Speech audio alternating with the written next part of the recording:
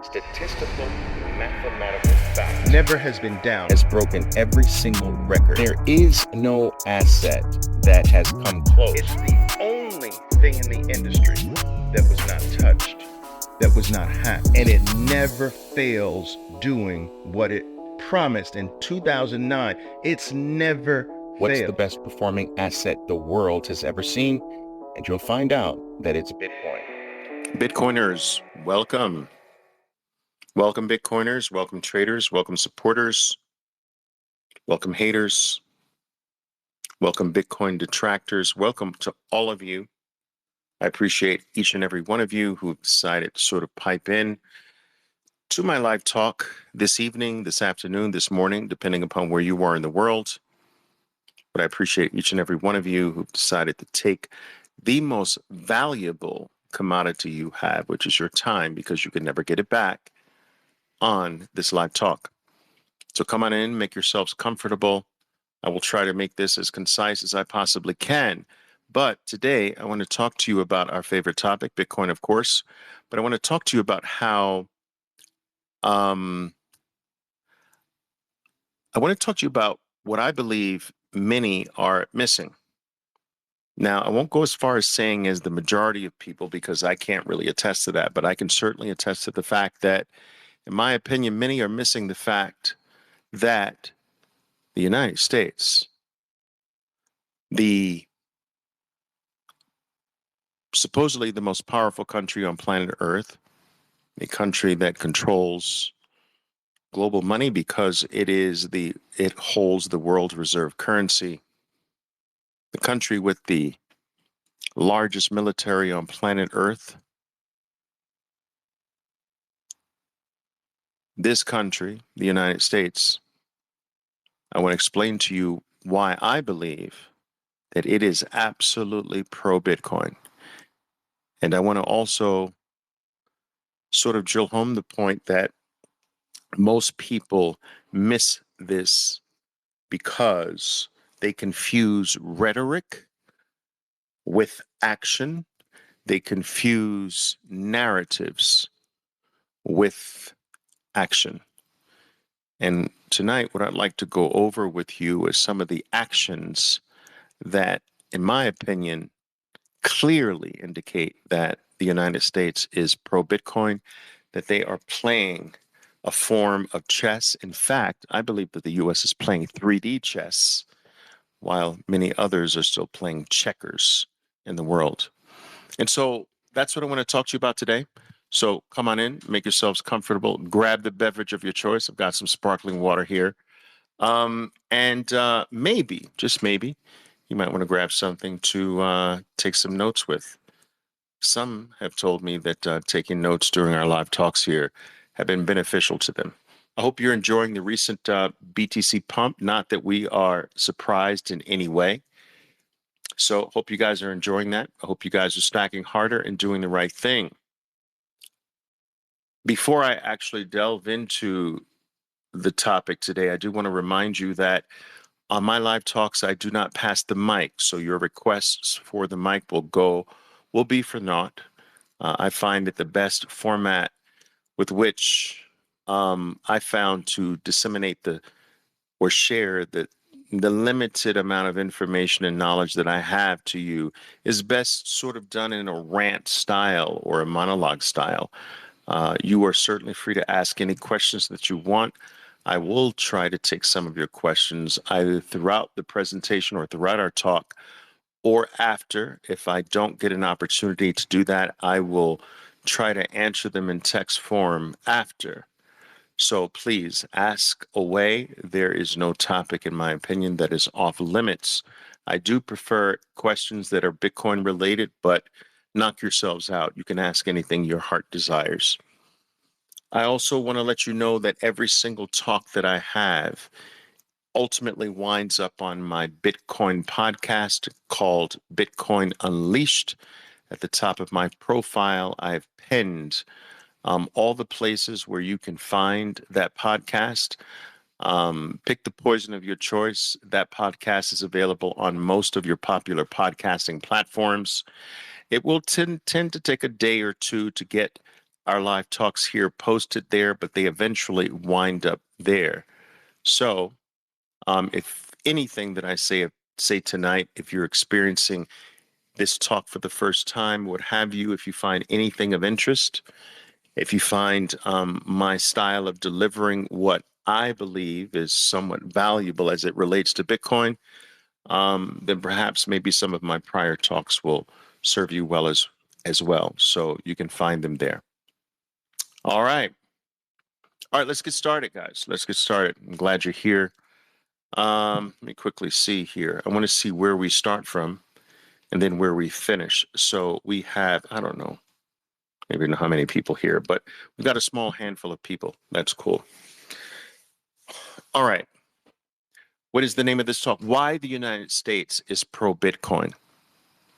All right. This might surprise some of you, but hopefully by the end of my talk, you might be able to see my point of view. Maybe not entirely agree with it, but you'll see my point of view and why I believe the United States is actually pro-Bitcoin. Let's talk first about some history. Most of you are probably aware of the fact that Bitcoin really was unleashed on the world on Halloween Day, October 31st, in 2008, when Satoshi Nakamoto, we don't know whether that's a he, a she, a they, or an it for that matter, but the Bitcoin white paper was released on October 31st in 2008. On January 3rd, the Genesis block of the Bitcoin time chain was, I guess, issued on January 3rd of 2009. Now, Satoshi Nakamoto and all of their wisdom knew that it was okay to issue the Genesis block, but no mining could actually take place by whatever Satoshi Nakamoto was. No mining by Satoshi Nakamoto could actually occur first.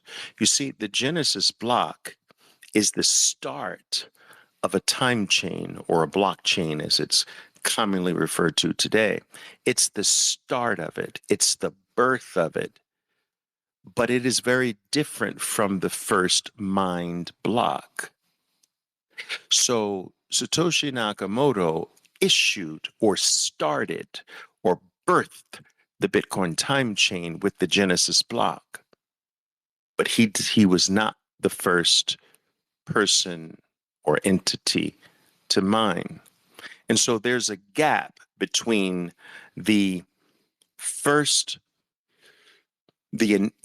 Genesis block, which took place on January 3rd, and the first mined Bitcoin block reward on January 9th. There is a 6-day gap. This gap is extraordinarily important, people, because it was necessary for someone other than Satoshi Nakamoto to be the first miner, to be the first person to bring the first Bitcoin mine block into existence.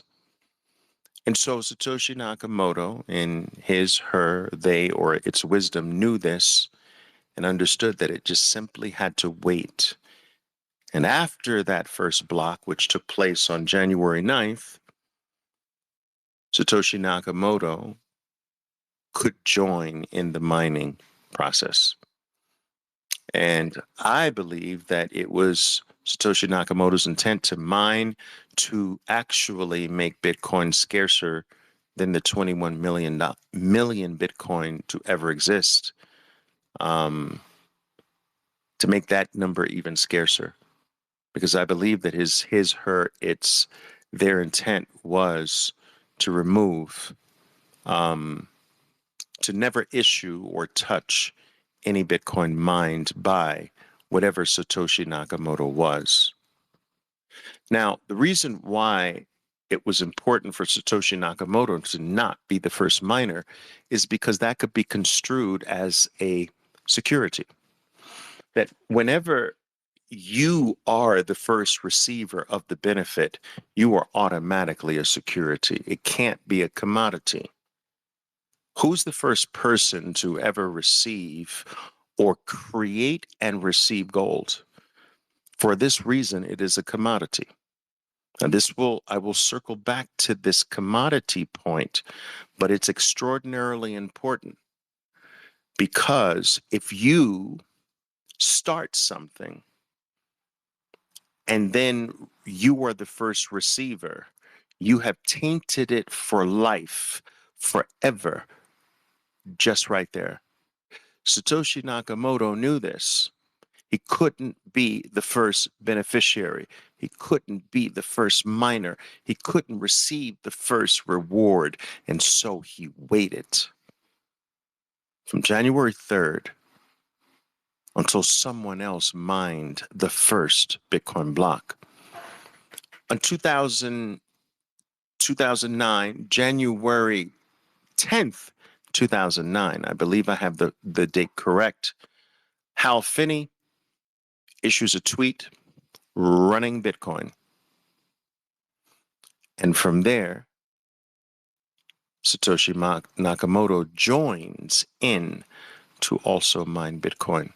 This is something that no other shitcoin, no other altcoin, no other so-called cryptocurrency that has ever existed has ever done or can ever do. Bitcoin is a one-off. Bitcoin is a one-time event.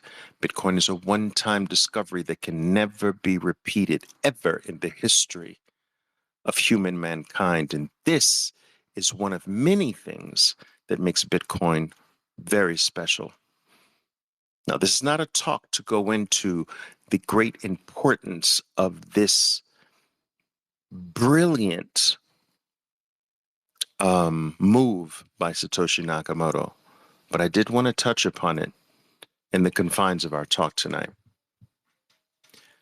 Okay, so Bitcoin is born on October 31st via the white paper. Its Genesis block is issued to the world on January 3rd of 2009. The first mine block is done by whoever, not Satoshi Nakamoto, on the 9th of 2009. Hal Finney tweets to the world on public record, running Bitcoin, Satoshi Nakamoto joins the mining effort. Never to ever touch Bitcoin in a beneficial way to himself or herself or itself ever. All right, so we've got that part of the history out of the way. The very next thing to happen is that in 2013, we are in the third, I believe, we are in the third and final year of the Obama administration's presidency in the United States. And an official of the Obama administration states on public record that we should have killed Bitcoin when it was a baby, but it's too late now. Now, mind you, this is just a few years after Bitcoin is born. They're watching. They see its initial birth. They're monitoring the activity. They start to feel its potential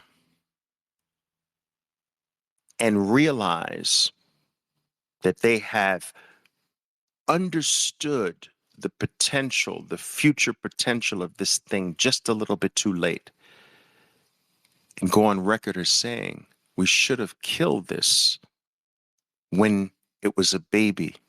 Now it's too late. I'm not making this up. You can go look this up. Shortly after that, in 2014, Bitcoin is officially deemed in the United States a commodity. Think about this, people. It is actually stated and made official that it is not a currency, as the popular term cryptocurrency suggests, but that it is in fact, in the eyes of the the United States government, it is in fact a commodity. This is extraordinarily important. Remember that Satoshi Nakamoto never wanted Bitcoin to be perceived as a currency, nor did he want Bitcoin to be perceived as a security. For this reason, he understood that in order to bypass these things, he could not be the printer. He could not be the first recipient. 2014, it is official by the United States government. Bitcoin is a commodity. Ding. Very important statute, very important decision, very important law. Now, shortly after this, Bitcoin is confiscated as much as it possibly can be by the US government. It takes down Silk Road, one of the largest holders of Bitcoin in the world at that time, confiscates the Bitcoin of Silk Road and a variety of others, making the United States one of the largest holders of Bitcoin.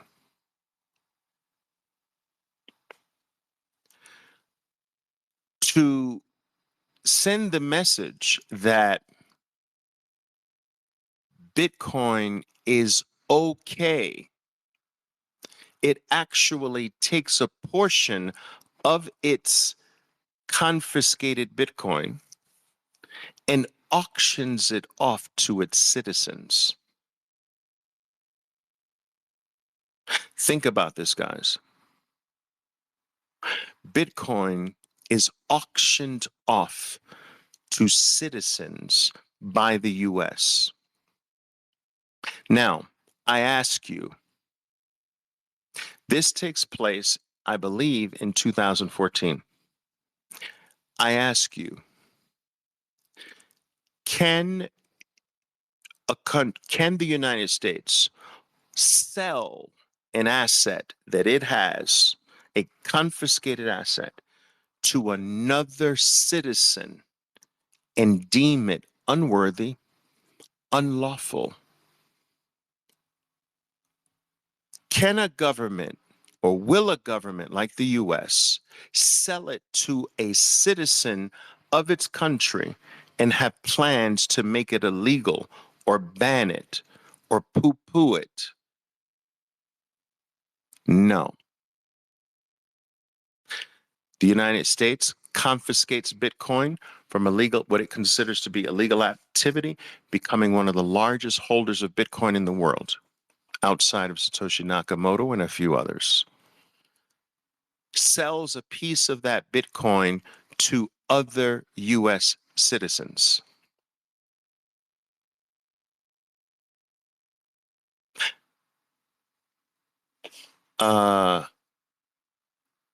Sending the message that we consider this legal, We are selling a piece of it to an actual citizen. We are auctioning it off.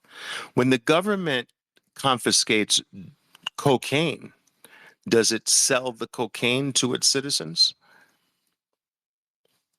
When it confiscates meth and other drugs and other illegal items, does it auction those things off to its citizens? Absolutely not. This auctioning off, in my opinion, was strategic to send the message that this is okay. We have no plans of banning this. We're selling it to you.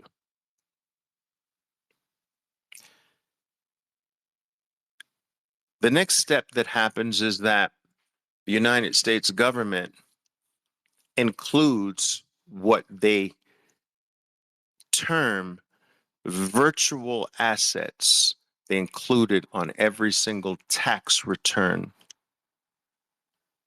to ever be filled out by a U.S. citizen. If I'm not mistaken, it's in the first 5 lines of the U.S., every single American's tax return. Do you have virtual assets? Let's just say that's Bitcoin. That's the only thing they care about. It is added on the tax return for every single American in the world.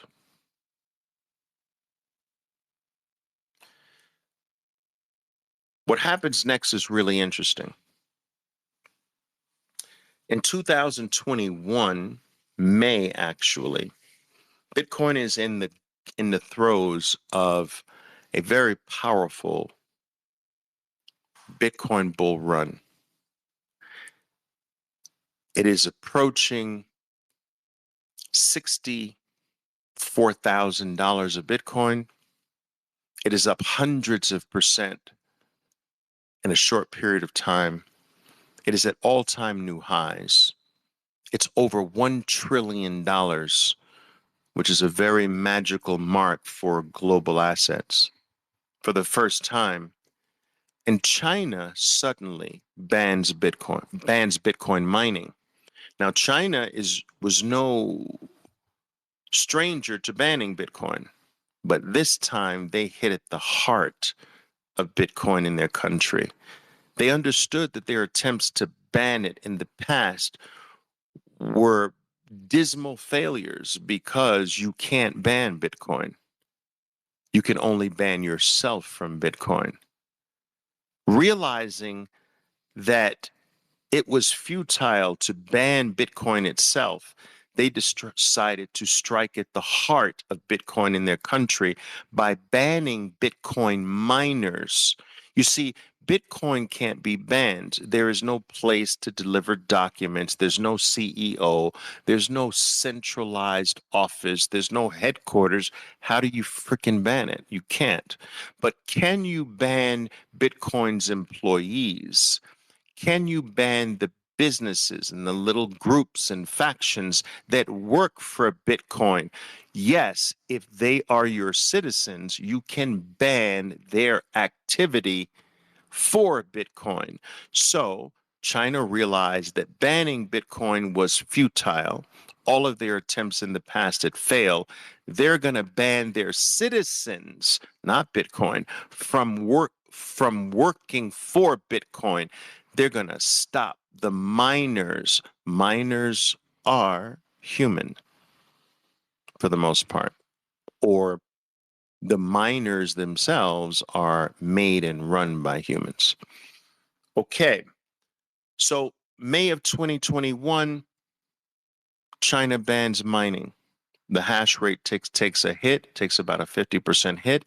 At this particular time, the China had controlled about 60%, and that word I'm using control for lack of a better word. They had 60% or more, or slightly more, of the Bitcoin global hash rate, which means the computing power, 60% of all Bitcoin's computing power, over 60%, maybe even approaching 65% at that point, all of Bitcoin's global computing hash or computational power came out of one country, China. China took the blow, banned it. That global hash rate dropped in half. Bitcoin's difficult to rate adjusted, making it easier for every other miner in the world to be more profitable, which caused other countries to fire up Bitcoin mining. And the Bitcoin miners in China began to scurry. Now, here's what I need you to pay attention to. These Bitcoin miners scurried in mass to two countries. Number one, America, the United States, instantly opened its arms, sent messages over to China, and said, all the China miners are welcome in the United States. Now, your country has made it illegal for you to mine in that country. You can come here. Forget about visas, forget about documentation. Open arms. Come now. A chunk of China's miners instantly moved to the United States. Wow. Wow. In addition to that, another country, seeing what happened, actually did the same. Kazakhstan. Kazakhstan is very geographically close to China. They opened their arms as well, marketed the fact that their energy is cheap. In fact, Kazakhstan was always a second go-to spot for China, especially for the China miners who were in rain-dominated regions that would interfere with their Bitcoin mining operations during the rainy season. They would actually temporarily, some of them would move to Kazakhstan during China's rainy season to mine there and move back to China. Anyway, Kazakhstan, the second country that basically opened its arms to all of the banned China miners to say, come here, you can mine here. Our energy is just as cheap as China's. So my point is, a big chunk moved to the United States without any restrictions to enter. None of this immigration bullshit that everybody else has to go through. Red carpet, buddy. Kazakhstan, red carpet. Now, once it was aware that a decent amount of China miners actually chose Kazakhstan and got set up in Kazakhstan, all of a sudden, out of the blue, the entire country of Kazakhstan's electric grid goes down. The country goes dark, people. No energy. No citizens have energy. No citizens, very few citizens have electricity. The miners go dark, missing out on this period of Bitcoin's low difficulty rate, which raises the profitability. That dark period, knocking out the Bitcoin miners in Kazakhstan, the message from the United States reaches them for the second time. We told your asses to get over here, didn't we? Now come. And a big chunk of the miners who chose Kazakhstan instead of the United States wind up going to the United States during Kazakhstan's dark period. Now, I ask you, do you think in a million years that all of a sudden, out of the blue, this is by frickin' chance? Really? You can't be that naive, right? Listen, I have been working in the Wall Street realm for close to 4 decades. And let me just tell you this, there are several things that I've learned working very closely to global markets my whole life. I've learned several things. One of which is this: the world today is too big for blunders and too big for chance. There's too much at stake for something to just happen by chance. Nothing today, people, nothing happens by chance. Anything that you consider big news has been planned out a long, long time ago. Things don't happen by chance today. I learned this in the late 1980s when I started, mid to 1980s, when I started to see how the world worked from the global market perspective. There is nothing by chance.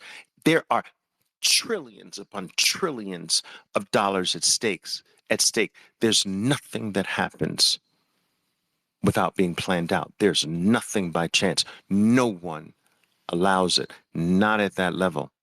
This is not by chance. Kazakhstan's electronic grid going out during China's Bitcoin man to get the Bitcoiners out of Kazakhstan into the United States, that is not freaking luck. Do you understand what I'm saying? That is not, oh, some divine intervention. That's the United States playing 3D chess. After this move, America, the United States, gains the #1 position away from China of having the largest stake in the global Bitcoin hash rate, which stands close to 40% today. Now, remember, when this all happened, China had about 65% of the global hash rate. They fucked up. They banned it. Those miners left China. They were forced out of China. Most went to the United States, some went to Kazakhstan, and then a lot of those who eventually went to Kazakhstan eventually wound up in the United States, boosting the United States to the #1 global hash rate power country in the world. They took China's #1 spot. And I am here to suggest they will never let it go. That for the rest of your life, the United States will be the country that stands as the #1 hash rate location, computational power location on planet Earth. They know what they have, they went after it, and they will never let it go. China is historically known for blunders such as this.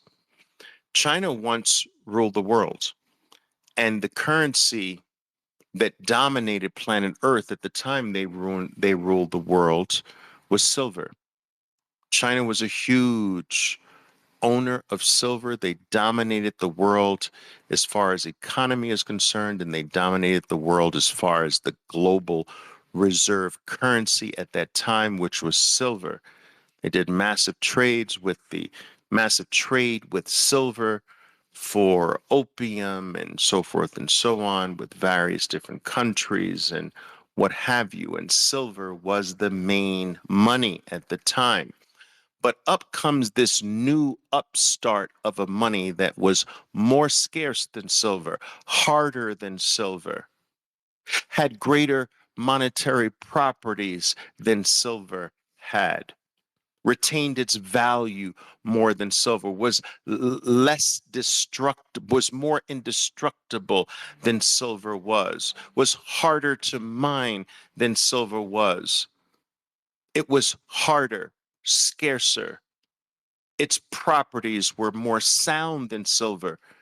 And gradually, other parts of the world began to adopt gold as the better money. But China refused because China says, for what are you talking about? Silver is the main money. We control silver. It's the world reserve currency of choice. We decide what the money is. We're not moving to another standard. And over in time, gold chipped away at silver's dominance until it completely took over. And when gold took over silver's role as the sounder money, that people began to refuse accepting payment in silver and preferred to receive payment in gold, it knocked silver out of the box, therefore knocking the global power that would not move off of silver out of the box. China went from number one to the lowest country on planet Earth, and it lost 1,000 years.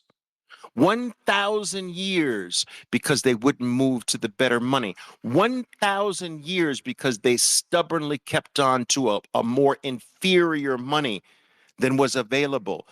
History has shown us that when a more superior money shows its face, comes into existence, you had better adopt it. You had better move to it, because if you hold on to what is inferior to what is superior in time, maybe not right away, maybe not tomorrow, maybe not next week, maybe not next month, but eventually the superior item wins, and you will wind up on the bottom of planet Earth, and you will lose 1,000 years of your life.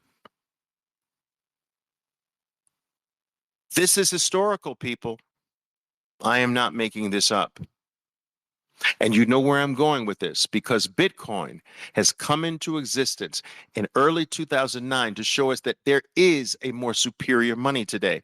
There is something harder. There is something more scarce. There is something more valuable to human beings. And maybe not tomorrow, maybe not next week, maybe not next month, but eventually the superior item, as far as money, as far as a store of value, will always win. And if you don't adopt it, if you don't switch over, if you don't change, it will be too late for you. And you will go from the top of the world to the bottom of the world, and you will lose 1,000 years.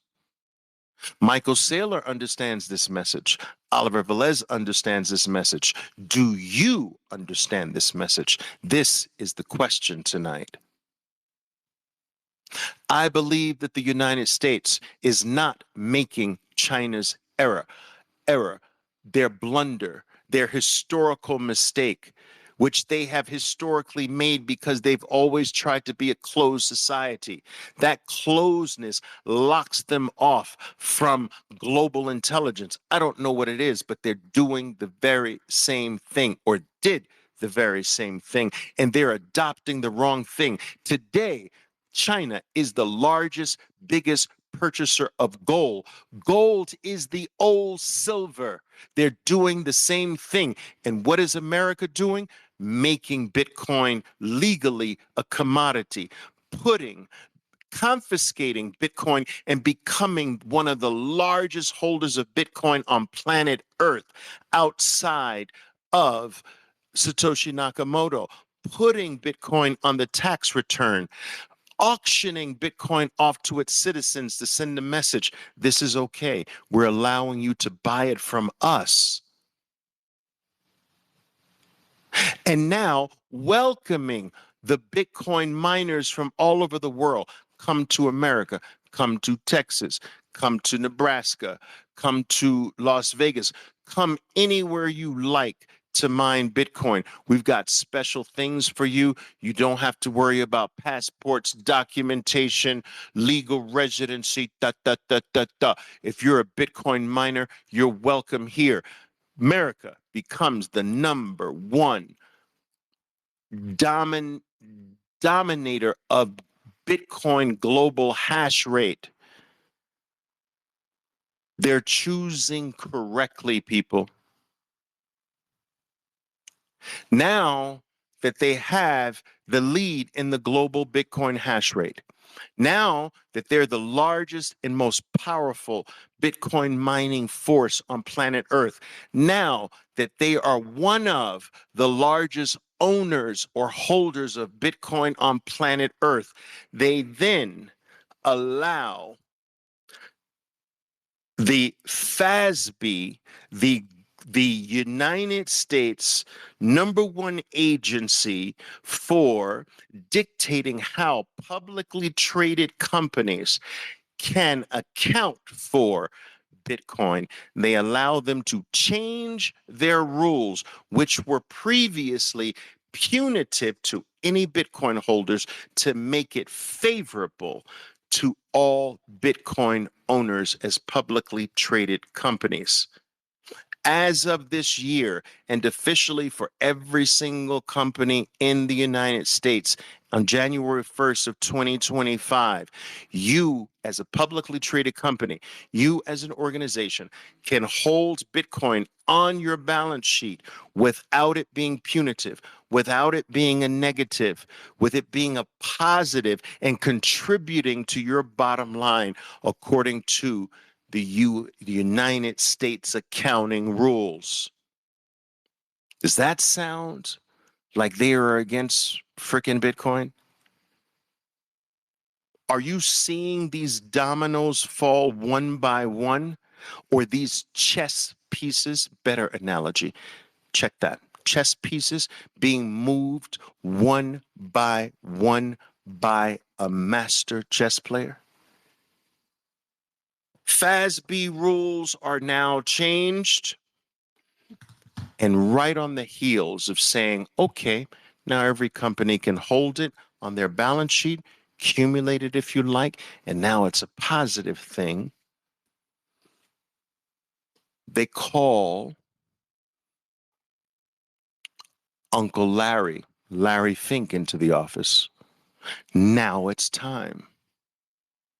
It's time for you to stop saying stupid shit about Bitcoin, and we need you to become a crusader for Bitcoin.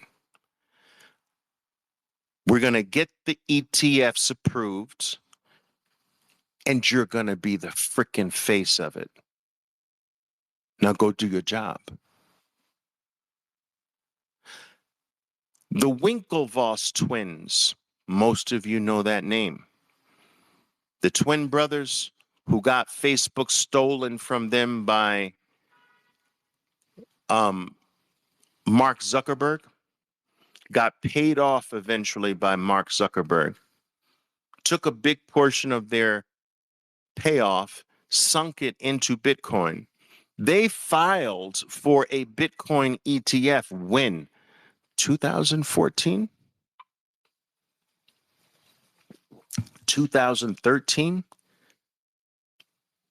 Someone can double check that. I don't know what year, but it was around there. 2013, 2014. First attempt to file for a Bitcoin ETF. It was denied for 10 years. A decade, guys. Understand this. Think about this. It was denied a decade. BlackRock files for it and has an approved Bitcoin ETF in 6 freaking months. It just wasn't ready for that chess move yet. It was always coming. I believe that the FTX blowup was a plan that set the stage for the adults to come to the room. Look at these kids trying to control our asset. We need to take the kids out, and we need to set it up where the adults come in and save the day. Uncle Larry, are you ready to come in and save the day? FTX is taken out. Uncle Larry saves the day. But we can't have as well some China person offshore Binance thing being a powerhouse with our asset either. We've got to take that out. So we're going to take FTX out and Binance out with one freaking shot. And we're going to put Larry, Uncle Larry, in both of their assets places. And boom, FTX is gone.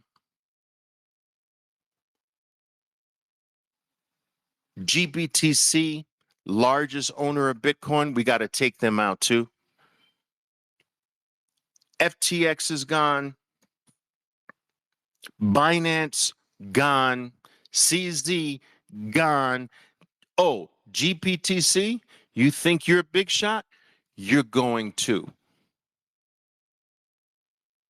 Uncle Larry's here. Now, to make this not so obvious, everybody had to be approved on the same day at the same time, because it would have been too obvious to say, we're denying everybody else, we're only approving Uncle Larry. That's just going too far. But I bet you they thought about it. But it doesn't make that much of a difference. It's not some offshore company that's competing for the Bitcoin. It's not some person with China roots competing for the Bitcoin. They're all still ours. There is a race going on, people, today. The world, the biggest players on the planet Earth, they understand today America's chess moves that started to take place and take form all the way back in 2013, 2014. They're finally catching up to the United States. And so now Hong Kong realizes their blunder, which is an ancillary part of China today. So through the Hong Kong unit, now next month, people, 22 ETFs in Hong Kong will be approved. 22. We just approved 9 just a few weeks ago. Hong Kong's approving 22. They're trying to play catch up now. They were playing checkers before and realized that the United States is playing freaking 3D chess. Now they're going to double the amount of ETFs. 22 are going to be approved in a month or so in Hong Kong. What else? The UK just announced yesterday that they are now going to form and allow a Bitcoin ETN for accredited investors in their country. And other countries are joining, and other countries will continue to join. The cat is out of the bag. Everyone today sees the chess moves of the United States, and now everyone is trying to play catch up. But let me tell you, they will never, this is my prediction, they will never get the global hash rate of Bitcoin. The United States has that for good. Bitcoin, the United States will remain one of the largest owners as a country of Bitcoin in the world, and they will maintain that position for a very long time, in my opinion. They will have the global hash rate. They will have the largest ownership stake directly and indirectly, because the ETF ownership of Bitcoin might as well be called the US's ownership of Bitcoin, because when you buy ETF shares, you are not buying Bitcoin. They are using your money to obtain Bitcoin, but the Bitcoin is not yours. That belongs to Larry, that belongs to Fidelity, that belongs to companies that are in total control by the US government. The US government sees all Bitcoin owned and custodied by the ETFs as theirs, and no other country will ever catch them, ever. No other country will ever catch their hash rate. No other country will ever catch their mining power. The biggest funded miners on planet Earth are U.S. publicly traded miners. That will never stop. They will never give up hash rate lead. They will never give up mining power and mining funder lead. They will never give up Bitcoin ownership lead ever. They started early.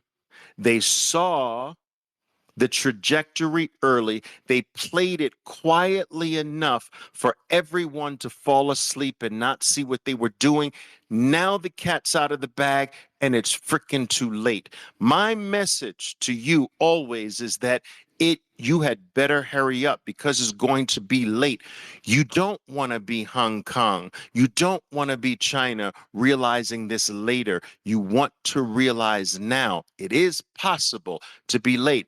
It's not possible to ever not have access to Bitcoin. We're talking about dominating. We're talking about getting chunks of it. We're talking about it being really meaningful. We're talking about it being generational wealth for you. America played the game like freaking masters. Do you understand? And now they control it all. You can't control Bitcoin. Please don't misunderstand me. I am not saying that the United States controls Bitcoin. You can't control Bitcoin. No human being, no organization, no entity on planet Earth can control Bitcoin. But there are certain things you can be in the lead of, and they are in the lead of the things that matter. Hash rate, mining power, Bitcoin ownership.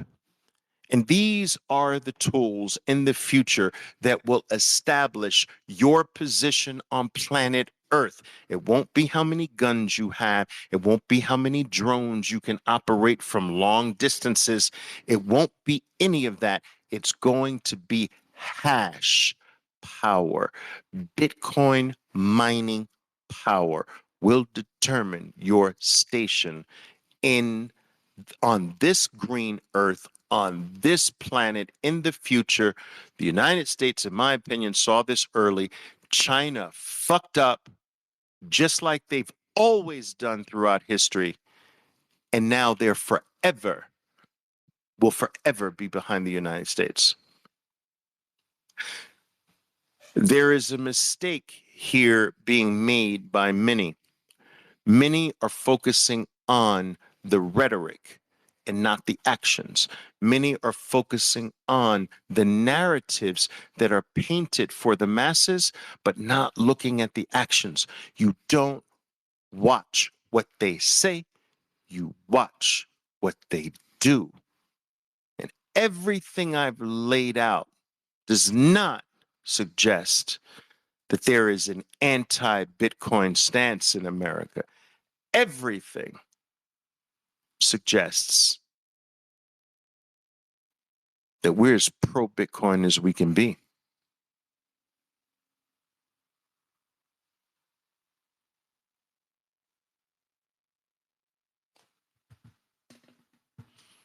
I still get people saying,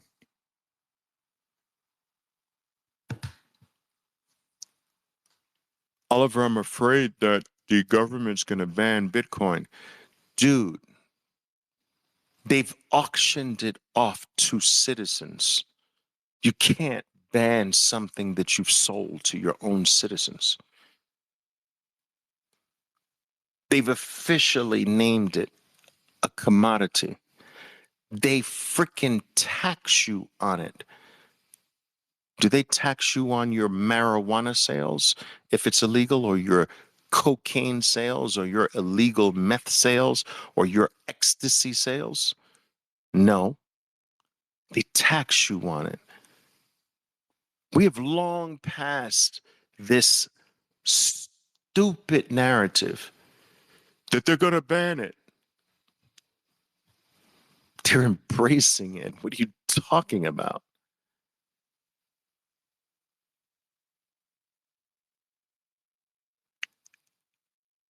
And if that's the case, and it is, my question to you is, why are you still not embracing it? Your own country is showing you that it's the future. And you're still sitting there like you're a freaking moron. Duh, Oliver, I don't know. Duh, but Oliver, duh. I'm scared, Oliver, I'm scared. I'm still not sure, Oliver. Bozos. Freaking bozos. All right. That's all I have to say for you today, guys. Let's see if you have any questions for me. But I just wanted to lay out my thinking regarding this because I answer this question all the time. And I'm actually tired of actually answering it this way because I've done this a lot of times and decided I'm just going to explain my view regarding this publicly so I can just send people the freaking link now. I don't have to go through it again. All right. All right, guys.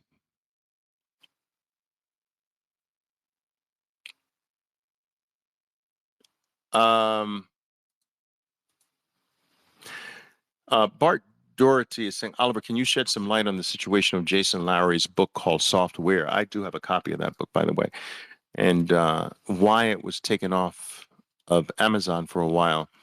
I just think that it was a limited run. Um, I think it was meant for that to be a limited run. I think that, and I mean, this is all conspiracy thinking. So let me just give me some latitude here.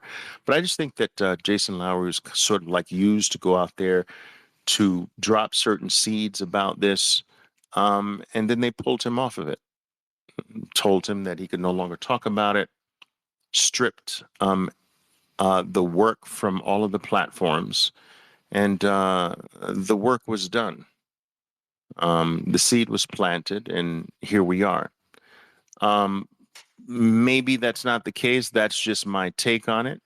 I'm not speaking from any sources or any credible sources whatsoever. I'm just giving you my overall take. Jason Lowery was pretty loud about his message for a while. That was allowed to go on for a while. Usually, if someone is out there in the public talking about something that no one wants you to talk about, it's shut down ASAP. It's not allowed to go on for like a 2-year period. So I just think that that was allowed. It was on purpose. Like I told you, at this level, guys, things don't happen by mistake. There are no chances. There are no blunders like this at this level. And so that's my view, and I'm sticking to it. Tony has a question here. Oliver, do you think that we see miners consolidate? Some go bankrupt, some get bought out in the future. Well, of course, that will forever happen. I believe, because Bitcoin, please understand that Bitcoin is the only technology on planet Earth, the only thing on planet Earth that actually employs human beings. See, before Bitcoin, only human beings employed other human beings, right?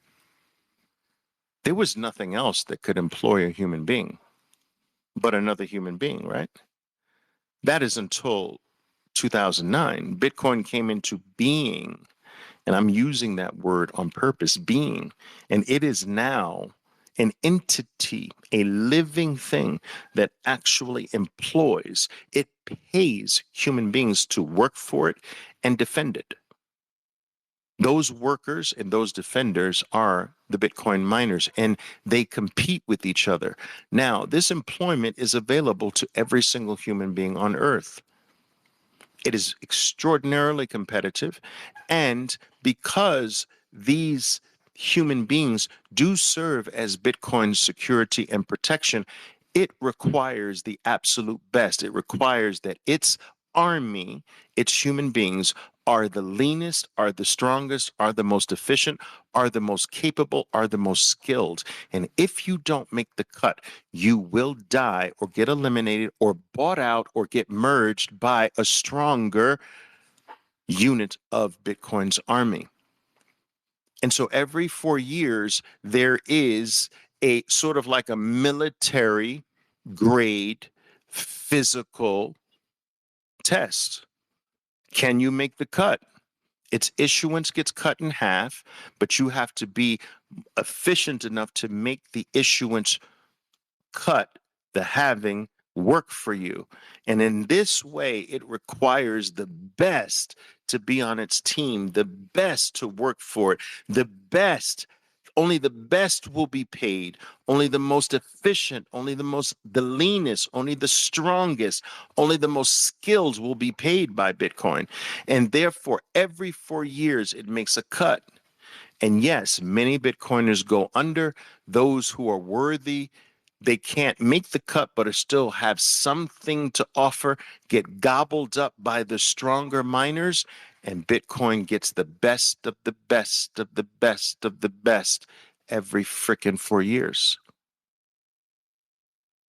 It's powerful, but it's mind-boggling when you think there is only one other thing in the existence of life itself that employs human beings other than a human being, and that is Bitcoin. Wow. Wow. Wow. Wow. Amazing. BJ says, awesome. Thank you very much, Oliver. I appreciate it. Thank you.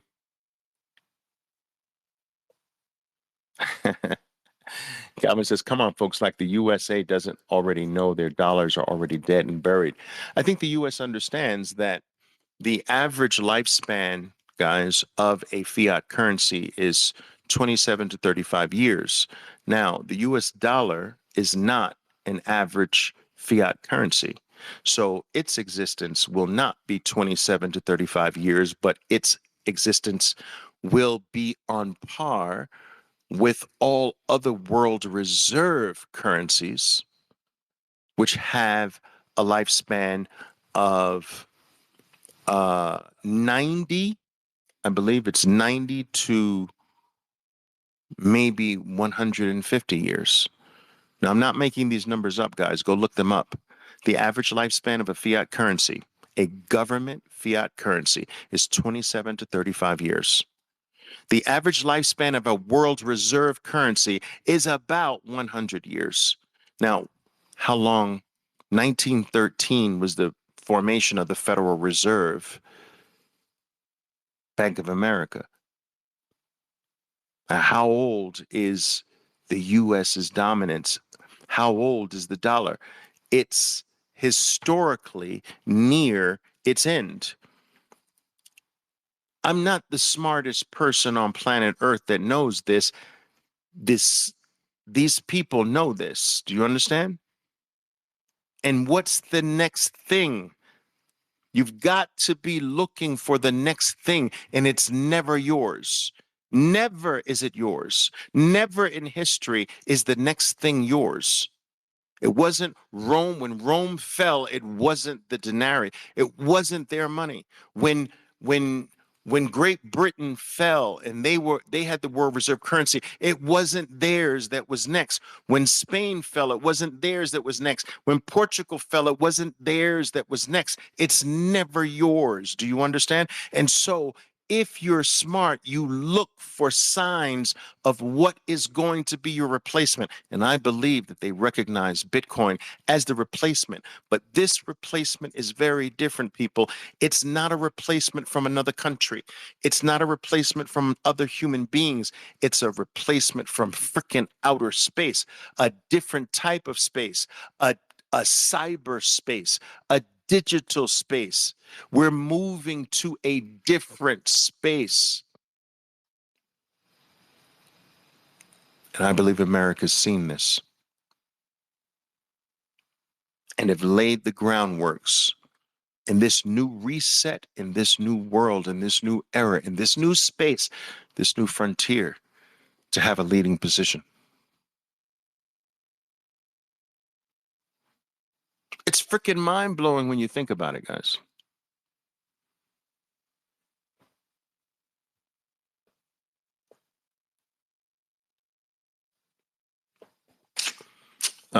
Painted Wolf 55.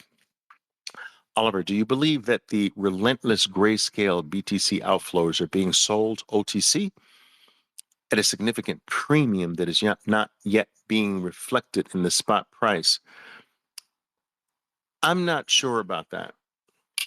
But what I do believe is that Grayscale did miscalculate the extent of their outflows by keeping their fees at the elevated level. I believe that part of this was part of a grand scheme to milk or drain GBTC from their leadership position. And so I believe that it will lose its leadership position as far as the custody of Bitcoin is concerned. I believe that it's going to lose that position. I believe that that was part of a bigger plan to poke a pin in that giant bubble of theirs. And it worked. And so Bitcoin custody, Bitcoin in the United States is going to be a little bit more distributed amongst a variety of big players, and not just kind of centralized in one giant player like GBTC. Mohammed Khan is saying, as per this analogy, I think you're talking about, oh, anyway, he says, as per this analogy, ETH can never be a true commodity like BTC, Bitcoin, because ETH should be categorized as security due to the pre-mined by the founders, of course. And this is not an analogy, so I think your terminology is wrong, Mohammed, by calling what I explained to you as an analogy. It is factual what happened, that Satoshi Nakamoto did not give Bitcoin to himself. And this could be misconstrued if he mined the first Bitcoin. If Satoshi had mined the first Bitcoin, one could construe that as he gifted himself the first Bitcoin. He had to wait for someone else to mine first. And he had to actually mine and spend energy like everyone else did to earn Bitcoin. There was no gift he gave to himself. And a lot of people get this wrong. Well, Satoshi Nakamoto has over 1 million Bitcoin. Yeah, but he worked for it like everybody else. And in fact, other people started the work before he did. And this eliminates any confusion whether or not he gifted himself Bitcoin, whether or not he got the first reward, he didn't. And every other shitcoin in the world can never do this again. And no shitcoin or altcoin will ever start from zero. Bitcoin didn't have a price. People didn't mine for a monetary reward. It was worthless. It was zero. Its price wasn't set by an insider. Its price wasn't set by Satoshi Nakamoto or Hal Finney or anybody else like that. It was set by the market itself from zero. And no one knew, including Satoshi Nakamoto, if it ever would be worth more than zero. So the price was not set by a human being. It was set by the open market, natural laws of supply and demand. And out of the dust, out of the ether, out of nothingness, this thing magically gains a price and grows from zero to $70,600 per unit a day. And that is a freaking miracle. And if you can't see that, then you know what? I don't know what to tell you. Go find some extra IQ points somewhere. because it's freaking obvious to me.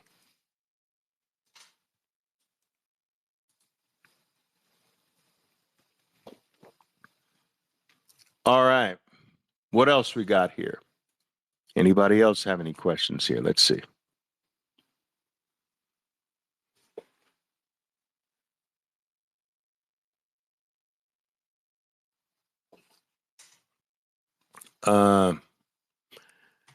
Gen X BTC says, we used to collectively pull Bitcoin off exchanges once each year just to make sure they were solvent. Oh, you must be an OG Gen X BTC. That was a long time ago. Those days are gone and we keep it off now en masse. That's right. No Bitcoin left on exchange. And I will tell you this, people,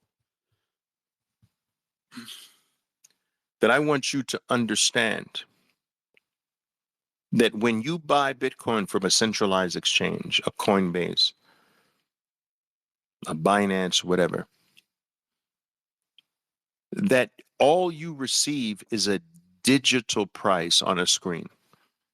There is no Bitcoin being bought. Do you understand? You send your hard-earned money to a centralized exchange.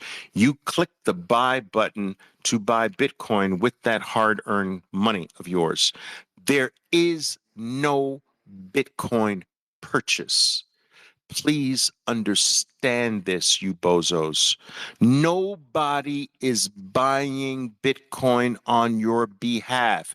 They are giving you a digit on your screen, and they are pocketing your money, knowing that the majority of you will get rid of it, preventing them from even have to buying it in the first place. And most of you bozos will do it at a loss, giving them the ability to pocket the difference.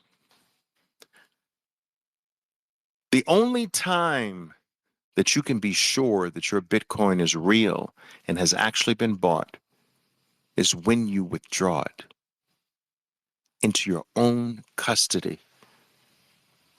It is at that point that they must buy it.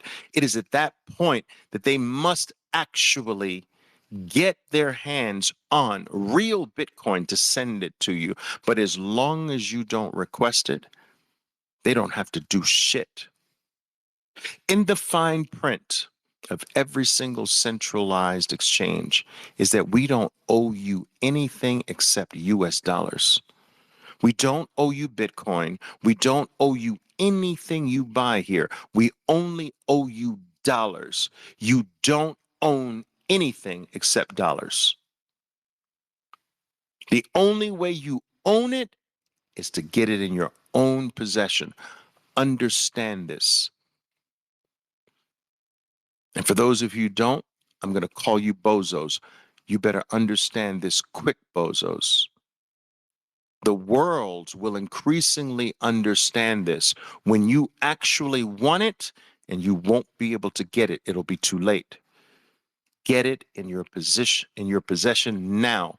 Get your Bitcoin off exchanges now. This is not a freaking drill.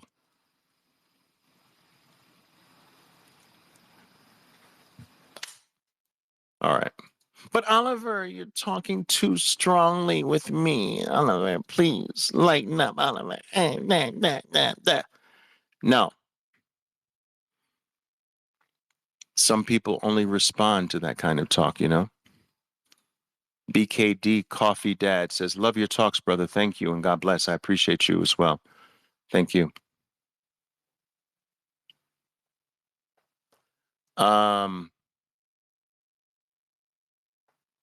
Calvin says, Oliver, if none of this is happening by chance, do you think the models and timeframes for price appreciation accelerate exponentially faster? I realize we cannot give financial advice and try to be conservative, but OV, you understand the power of FOMO, thoughts. So I think what Calvin's asking me is, do I think that price appreciation can surprise everyone? be much faster, much more violent, much more exponential than anyone is thinking at the current moment? And the answer to that is yes. In fact, that is my thesis. That is my prediction, that the best appreciation years are in front of us, not behind us, that the most exponential rise in the value of Bitcoin and its importance for the human race and planet Earth will that is in front of us, that the best years are not behind us, the best years are in front of us. Because think of it this way: today, Bitcoin is the best performing asset the world has ever seen, the fastest adopted technology the world has ever been exposed to. And it has accomplished these things with less than half of 1% of global adoption. Less than half of 1%. A pinch of salt, not even a pinch of salt, made this the number one thing human beings have ever seen in the entire evolutionary um, journey of the human race. Number one ever in the experience of humans, with only less than half of 1% adoption. Where do you think this is going at 5% adoption, 10%, 20%, 50%? 75%. It's less than half, and it is number one by every single metric that we can conceive of, with half of 1%, with less than a pinch of salt. This is crazy, guys. You can't tell me that the best is behind the first half of 1%. Oh, well, we've experienced the first half of 1%, Oliver. It's all downhill from here. It's diminishing returns from here. We've only reached the half of the first 1%. There's 99.5% more adoption left, but the best is behind us. That doesn't even freaking make sense.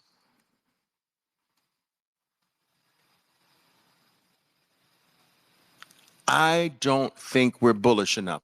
I don't think we are being imaginative enough. I think everybody's underappreciating this thing. Do you understand? I think we're all underestimating what can happen. And I, for one, will not poo-poo the ridiculous. I think it's time to think freaking ridiculous. I think it's time to stretch the imagination and be wild with what can possibly happen.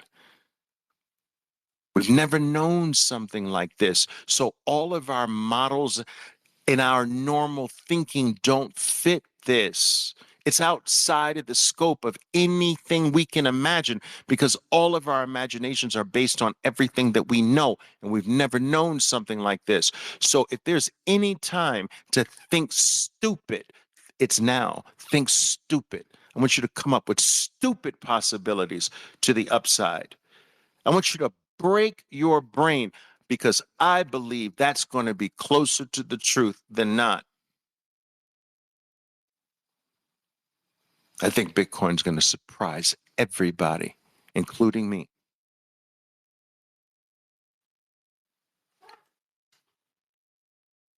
21.BTC. Oliver, how long US will coexist along BTC? That's actually a very difficult question to answer, because it really depends on what decisions are made once Bitcoin is recognized as this unbeatable force. Do you join it, or do you fight it to the death? If you fight it to the death, it will die. Other forms of money will die. Now, money is ultimately a one winner take all. Money, there aren't supposed to be multiple forms of money. I want you to understand this. Now, some people will take issue with this point and say, Oliver, no, that's not true. There's always been multiple forms of money. As an example, some people will say, Today, we have multiple forms of money. We've got the dollar, we've got the Argentinian peso, we've got the Japanese yen, we've got the euro. Some people will say, well, in the past, there were multiple forms of money that exist. There was gold and silver that coexisted at the same time for a period of time as money. And this will be correct, but multiple forms of money have only existed because there has never been a perfect form of money that has checked off all the boxes that make up perfect money, that has all of the proper characteristics that protect people until Bitcoin.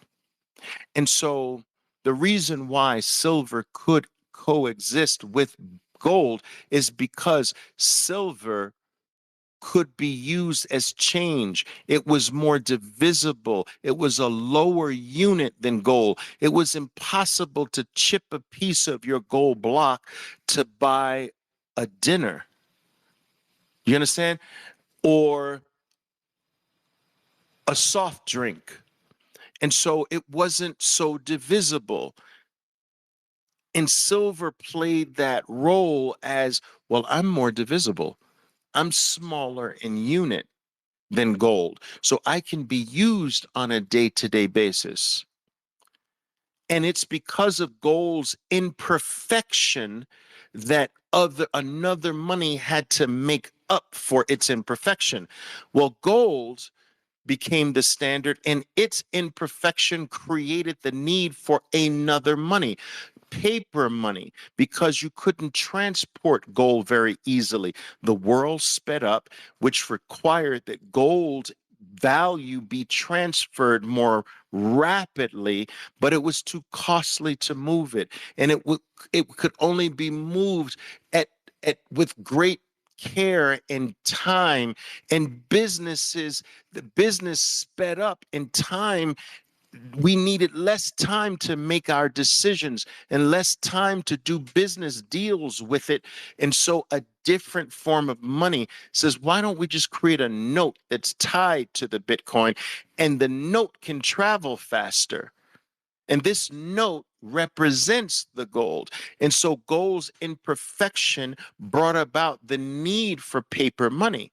And this is why gold and paper money coexisted. And so it is the imperfections of the main money that creates the need for other monies.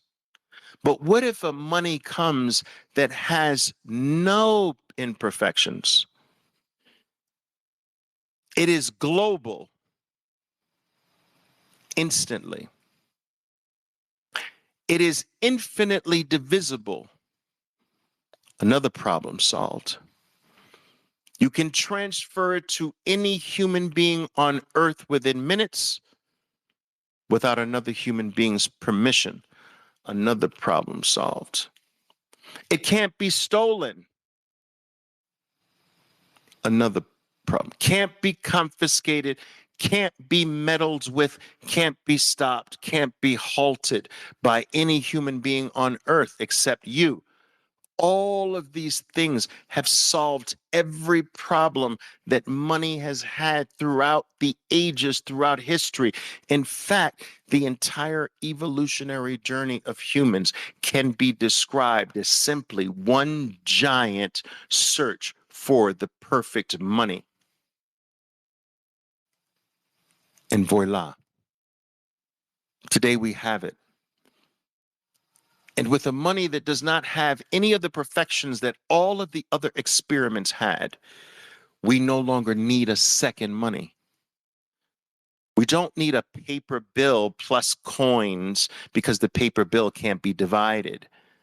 We don't need another money because gold, I can't pay for a milkshake with my gold bar, but I can with a silver coin. We don't have that issue anymore.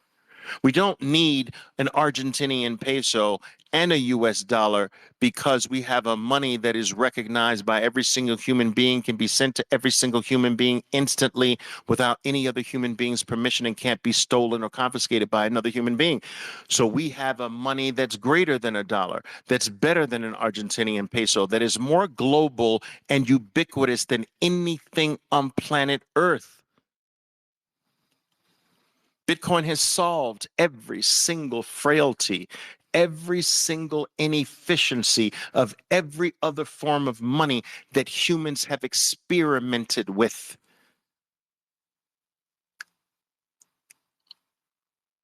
And this is why it is almost imperative that you be Bitcoin only, because the very idea that there can be something else other than Bitcoin is low IQ today. When you recognize this, you're either low IQ or you know, and you're a scammer. There are people who know this, but don't want you to know it so that you can buy into their bullshit. Their alternative Bitcoin. There is no alternative fire. There is no alternative internet. There is no alternative electricity. There is no alternative atoms in the universe. There is no alternative air or air 0.20. And there is no alternative Bitcoin. There is no alternative money now that every single frailty has been taken care of.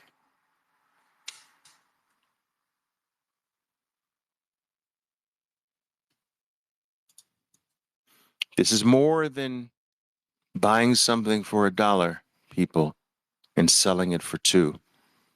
This is bigger than you can possibly imagine. Embrace it. Adopt it. Embrace it.